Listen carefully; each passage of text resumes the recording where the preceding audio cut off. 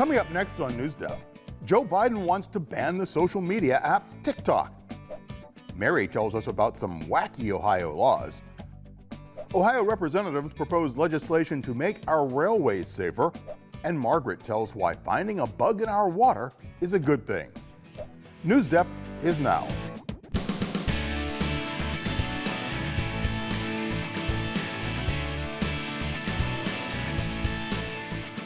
The White House and Congress are taking aim at TikTok. Hello, everybody. I'm Rick Jackson. Thank you for joining us. TikTok is a social media app dedicated to short videos created by users. It was developed by a Chinese company called ByteDance. TikTok has more than 150 million users around the United States. The biggest demographic, making up about 25% of its users, people 19 years old or younger.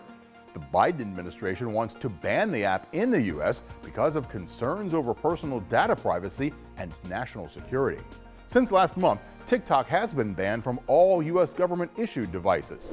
The House Foreign Affairs Committee has voted to advance a bill that would make it easier to ban the app across the nation. A bill is a legislative proposal for a law. Cole Higgins tells us more. The powerful House Foreign Affairs Committee holding a hearing on the threat from China to national security. We are living through one of the most dangerous periods in American foreign policy in a generation. Sanctions would be required if the Biden administration determines the companies helped the Chinese government engage in surveillance, hacking, and censorship or intelligence gathering, among other things. If the White House determines TikTok and its parent company, ByteDance, knowingly transferred TikTok's user data to any foreign person working for or under the influence of the Chinese government. I don't have TikTok on my phone. I think there is strong evidence that TikTok is working with the CCP and sharing that data. TikTok says, quote, it would be unfortunate to censor millions of Americans and do so based not on actual intelligence, but on a basic misunderstanding of our corporate structure. Already, though, the White House telling federal agencies they have 30 days to remove TikTok from all government-issued devices. A Chinese foreign ministry spokesperson saying, quote, I can't believe that the United States, as the world's #1 superpower, is so afraid of a mobile phone application popular among young people. This shows a lack of confidence. Thank you, Cole. This bill would still have to be passed by the House of Representatives, the U.S. Senate, and then be approved by the President in order for it to become a law. If you're curious about this process, you can check out our Politics on Point segment, Who Makes Laws? Now, among the millions of monthly active users on TikTok are small business owners and influencers who rely on the app for a major portion of their profits. So where will all these users go if the app disappears? Shelley Malashki takes a look at the platforms that could benefit and how TikTok creators are responding. Creators, businesses, and influencers are finding themselves in limbo as Congress considers a ban on TikTok. I have to continue to grow the business, and right now TikTok is the platform that's been amazing, and I love TikTok. Ella Livingston is one of more than 150 million monthly U.S. users on TikTok, using the platform to grow her chocolate business called Coco Asante. We always know that a platform can be gone just like that. And so we are always prepared to pivot. And if it's not TikTok, it's going to be another platform. And she's not the only one ready to move. Influencers who use TikTok as a primary way of generating revenue are already speculating about where they'll go next. Here's a few right here: Clapper, Huddles, and Likey, to name a few. So who stands to benefit from a possible ban? Experts say American tech companies with features similar to TikTok. Meta's Facebook and Instagram allow users to create 15-second video clips called Reels. YouTube has a feature called Shorts. Snapchat's Spotlight highlights entertaining videos. And even Spotify has a TikTok-like video feed with recommended music and other content. TikTok's parent company, ByteDance, is based in Beijing, and the push to ban the app is driven by concerns about national security. There's an immediate threat via TikTok from the Chinese Communist Party. Earlier this month, the CEO of TikTok said the Chinese government had never asked for U.S. user data, and even if they did, the company wouldn't provide it. Thank you, Shelley. Okay, so now we've heard from both sides of the argument. We learned how TikTok users have created a community that supports creators and entrepreneurs. And we learned that the U.S. government has security concerns about the app. For this week's poll, we want to know, where do you stand? Do you think TikTok should be banned in the U.S.? Head to our poll page to vote between yes, TikTok should be banned, or No, TikTok is a useful platform. Now, last week, we asked you how you thought students should be graded at school. 46% of you think that students should be given percentage grades, 42% of the votes went to letter grades, and just 12% of you think that students should be graded based on topic mastery. Now, laws are meant to protect and keep people safe, and laws have to evolve as the world evolves. For instance, there was no TikTok when I was in school, so of course there was no law against it. And sometimes laws become outdated and they go unchanged because lawmakers don't find it worth the effort or the time to update them.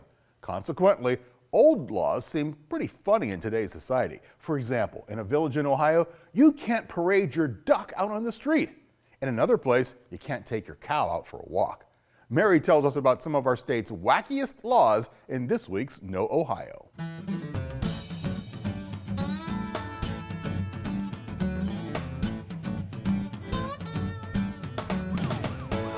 The right to remain silent because I'm talking law today. For the most part, Ohio laws are meant to protect us. For instance, we're required to wear a seatbelt in the car for our safety in case of an accident. And then there are other laws. Laws that are outdated, oddly specific, or just plain wacky. For instance, here's a law that might ruffle a few feathers. In the village of McDonald, Ohio, you may not parade your duck down Ohio Avenue. So take your duck parade to Indiana Avenue, okay? Likewise, in Bay Village, Ohio, they've got a beef if they see you walking your cow down Lake Road. Doing so is punishable with a fine, no matter how bad your cow needed to stretch her legs. These are examples of outdated laws that were written up at a time when Ohio was more rural. Needless to say, these laws are not frequently broken, so legislators feel no need to spend their time repealing them. Another example is Ordinance Number 223 in Bexley, Ohio, which prohibits the installation and usage of slot machines in outhouses. Luckily, the Bexley police don't usually have a problem enforcing that one. And then there are some laws that are so specific and strange, you know there must be a really great story behind them. Like in Toledo, where it is illegal to throw a snake at anyone. Man, if anyone threw a snake at me, I would throw a hissy fit. A law in North Canton requires that you notify police before roller skating. What do I think about that law? I plead the fifth. Now, I know what you're thinking. What if I unintentionally break a law the next time I take my cow for a walk or play a slot machine in my outhouse? Well, don't worry. Just go with the flow, make sure your ducks are in a row, unless you're on Ohio Avenue in McDonald, in which case, get your ducks out of there. That's not cool. Thanks, Mary. I'll probably just avoid Bay Village whenever I'm out walking my cow, just to be safe. Well, as Mary mentioned, some laws come with a backstory. Lawmakers are trying to prevent something from happening again. A bipartisan group of Ohio representatives is proposing legislation that aims to prevent environmental disasters caused by freight train incidents. They're asking for hazardous materials training for first responders and for increased penalties after rail safety violations. There's been a growing concern over the safety of the nation's railroads after that train derailment in East Palestine, Ohio. And another that happened in Minnesota last month that called for residents of a nearby town to evacuate. Chris Wynn is in Washington with more on the government's response. A BNSF railway train hauling ethanol and mixed freight, including corn syrup, derailed in Raymond, Minnesota, forcing nearby residents to evacuate for several hours. We take full accountability for it, and we'll continue to be here until this is cleaned up. Ethanol is a highly flammable chemical. The effects of exposure can include coughing, dizziness, and unconsciousness. But so far, officials say there have been no injuries or reports of toxic exposure. This comes nearly 2 months after the February derailment of a Norfolk Southern train carrying hazardous chemicals in East Palestine, Ohio, that sparked a days-long inferno. And it's just the latest in a string of recent incidents calling the safety of the nation's railways into question. The reason that we're pushing so hard on railroad safety is to make sure there are fewer of these incidents. This happens more often than I think most Americans realize. As the federal government launches investigations into the causes of the derailments, lawmakers on Capitol Hill are taking action. The RAIL Act makes important and pragmatic changes to the way our nation's rail industry operates, ensuring that our families, friends, and neighbors are kept safe. A bipartisan group of Ohio representatives recently proposed legislation that includes provisions to enhance federal oversight of freight trains, increases funding for hazardous materials training for first responders, and increases penalties for rail safety violations. Thank you, Chris. Now, city council members in Baltimore, Maryland have passed a resolution asking the Environmental Protection Agency to stop contaminated wastewater from coming to the city's water treatment facility. Wastewater simply means that the water's been used in a home or a business or maybe an industrial process. The wastewater this time is coming from East Palestine, Ohio, and it could be carrying toxic material. Jessica Albert reports. The Baltimore City Council is trying to stop contaminated wastewater from being sent to the city. City Council President Nick Mosby spoke on it in Monday's council meeting. This is simply unacceptable and yet another example of environmental injustice that has negatively impacted our cities for generations. Last Friday, Baltimore City leaders learned Norfolk Southern, the company at the center of a massive train derailment in East Palestine, Ohio, would be sending 675 gallons of pre-treated wastewater to the Back River wastewater treatment plant. This announcement immediately drew concerns from the community, clean water advocates, and elected leaders who do not want the water to be sent here. That's why the City Council unanimously adopted a resolution Monday to ask the EPA to reverse the decision to bring the water here. Councilman Zeke Cohen drafted the resolution. To me, it is unfair and frankly disrespectful to the mayor, to the city council, to our communities here that this decision was made without our input. He's concerned the city's Back River wastewater treatment plant is not equipped to handle all of the water. The plant is a city-run facility that has been under temporary state control due to compliance and permit issues. Thanks, Jessica. Residents in Philadelphia are concerned, meanwhile, about their drinking water after a chemical spill in the Delaware River.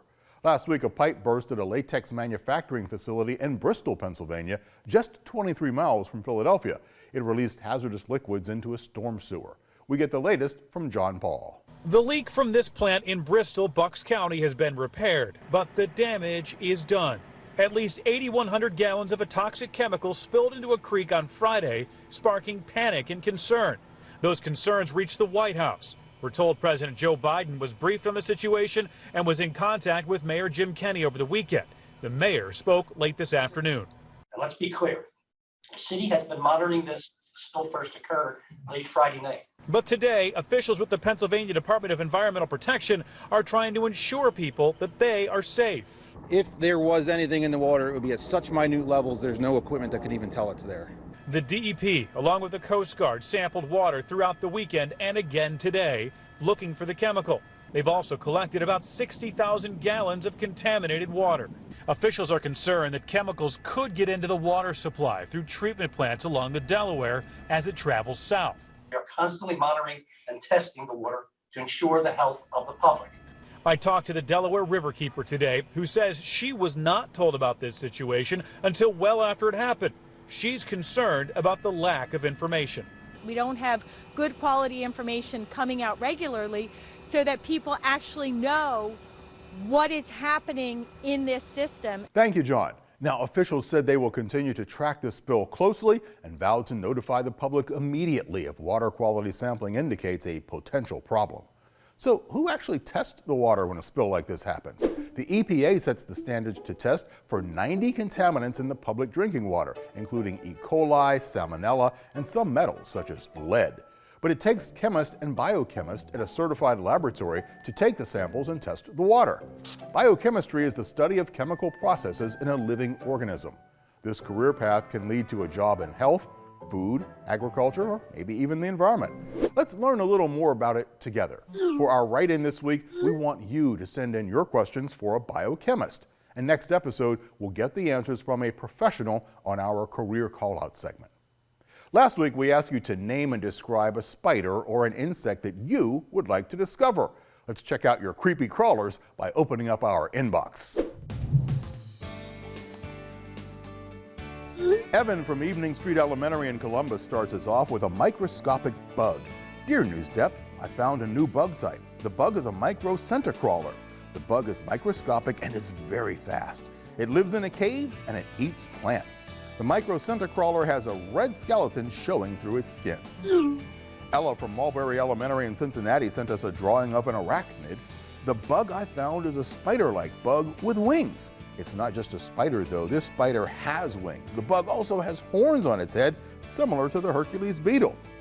It has a mostly white body with red accents and stripes and a few purple dots here and there. Its name is the arctibiver. That's the bug that I found. Tommy from Olmsted Falls Intermediate School in Olmsted Falls has a great description of this bug. Dear NewsDepth, if I discovered a new bug, it would be called the blue-banded caterpillar, taking credit from its partner, the woolly bear. It would be a blue, fuzzy caterpillar, non-poisonous, and so fuzzy that it uses itself as a hairbrush. And when it becomes a butterfly, it's a very cool one. Its outer wing parts would be green and the main body red. The main wings would be purple. It is only found in the depths of this inbox and my imagination, and of course the home of all bugs, the Amazon rainforest. Emma from Frank Elementary in Perrysburg wrote about this very strong bug. Dear NewsDepth, the new bug I would create or discover is a kick bug. The kick bug lives in the African savanna. The kick bug is a herbivore and only eats grass. This bug has a mouth but doesn't eat the blade of grass or pick it. The kick bug kicks the grass. This bright orange, teeny tiny bug has the strength of 10 adults. Its predators include frogs, snakes, and birds. The bug is poisonous to all other creatures besides humans. The kick bug's poison doesn't affect frogs, snakes, or birds. This is very unfortunate for the kick bug. Eric from Midview West Elementary in Grafton sent us a picture of this flying ant. A big bug that is green and has wings to fly and has claws to tear into its prey. It is long and has 6 legs and a stinger. Don't run into it. It's called infection ant. Ew. Thanks so much for sending in your descriptions and your drawings. I feel like I can kind of feel some of those crawling on me right now. It must be small, I can't see it, but you can hear it, right? There must be something flying around here. Did you know, though, that finding a bug in your water may be a good sign? No, not in your cup of water, don't drink that. But on lakes and rivers, it's a sign of good water quality. In this Spot on Science, Margaret heads to a stream to learn about how citizen scientists are able to count water bugs as a way of monitoring water quality.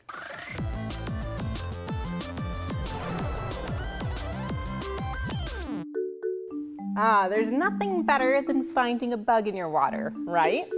Okay, so maybe not your glass of water, but in the streams and rivers around us, bugs can be a sign that the water is clean enough to call home. To find out a little more, I met up with Matthew Smith. He works for the Ohio Department of Natural Resources and helps teach community volunteers how to look for signs that the water is not polluted by counting the bugs they find in their neighborhood streams. Take a look. Most people think of bugs and they go, ooh, yuck, bugs, but actually we want to see a lot of bugs, especially a huge diversity of different types of bugs. Right now, we're in the village of Manaway, and we're at Buchert Memorial Park. We're setting up to have a workshop for people to come out and learn about stream quality and about the Upper Cuyahoga State Scenic River. We sample the macroinvertebrates that live in the stream. Those are the small little bugs that spend most of their life cycle in the stream. Matthew Smith and his coworker from the Ohio Department of Natural Resources taught about 15 folks how to tell if the Upper Cuyahoga River is looking clean by catching bugs, identifying them, Stonefly, so that's a nymph. Yep. Okay. Yeah. And counting them. It's almost like a game. Different bugs are assigned different scores based on how sensitive they are to pollution. And we look for some of these macroinvertebrates because some of them are very sensitive to pollution. Some bugs can tolerate a lot of pollution and other bugs can't handle hardly any at all. So when we sample the water quality by looking at the bugs, if we find certain organisms, we know that the water quality is fairly good. So what are some of these important bugs? What I have right here, this is actually a damselfly nymph, and it's basically just like a little kid damselfly, and it'll live in this stage in the water, and it'll feed on little bugs and little tiny fish until it becomes an adult.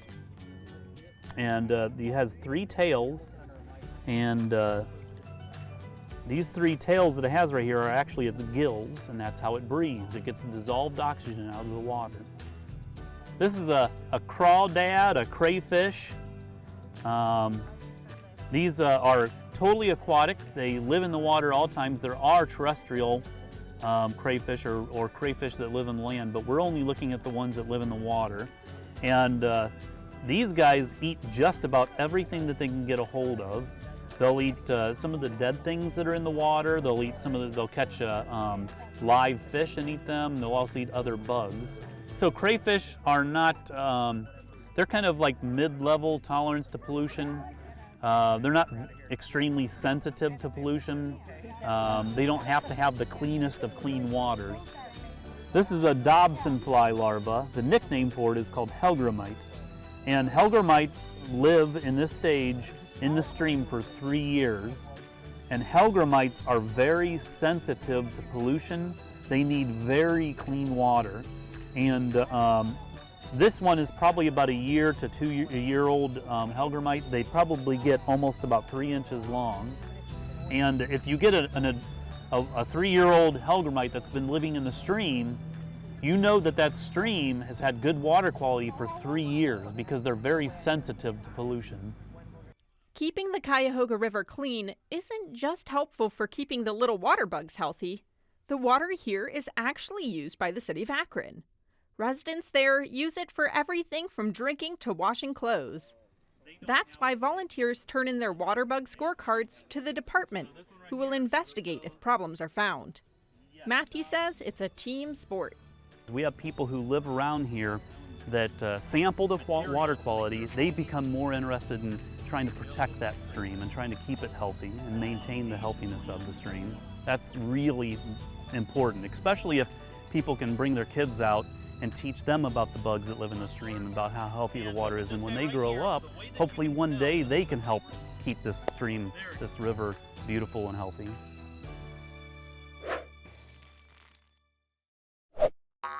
Thanks, Margaret. So, bugs in the environment are a good thing, even if they do bug me sometimes. Okay, why don't we do some bugging of our own? Let's wake up Newscat and see what she has for us in this week's Petting Zoo.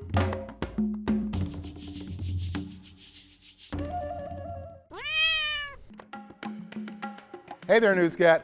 Dreaming about spring break? Come on, we still have one more episode to finish. Get to work. Looks like she knows what she's doing. Oh, I see. She's found a story about bald eagles hatching on a webcam. To watch the nesting mother take care of her eaglet, click the Petting Zoo button on our website. And thank you, Newscat. Well, it's important for all of us to take care of our environment, for the health of our planet, and for wildlife. In Kansas, some young volunteers decided to take matters into their own hands when they didn't like seeing trash in their community in Wichita. Stephanie Manichi shows us what they're doing to make a difference.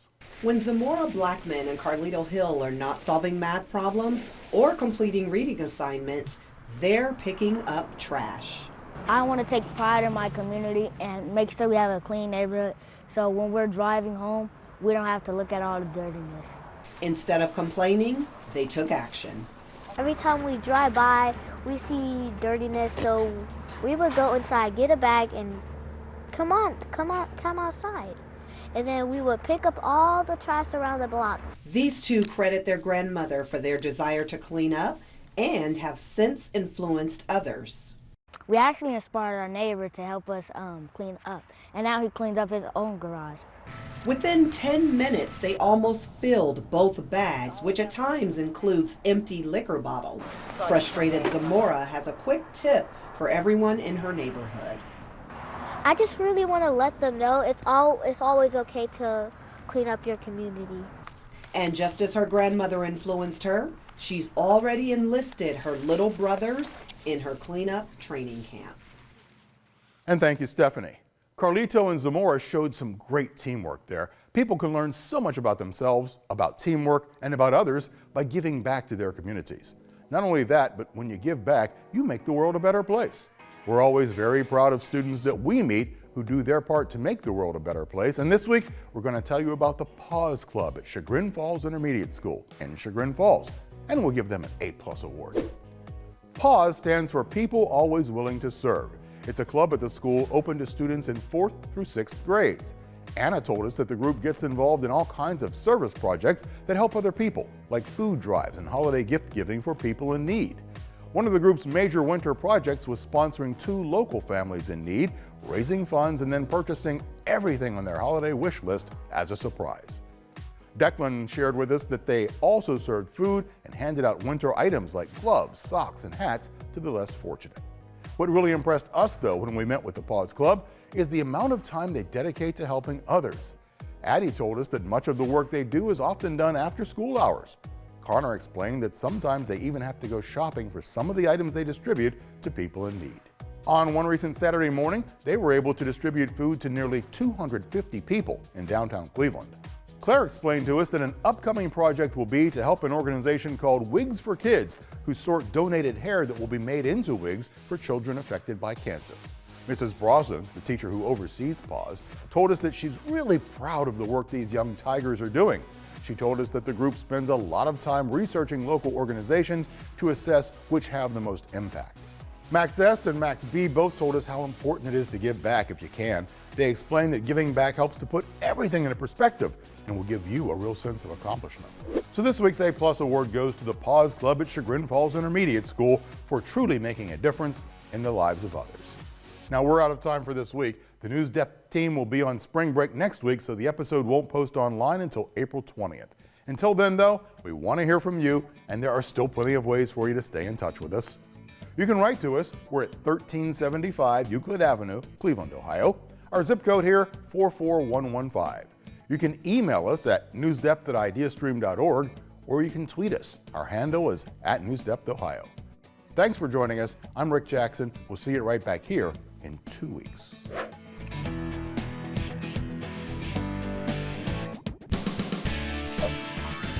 NewsDepth is made possible by a grant from the Martha Holden Jennings Foundation.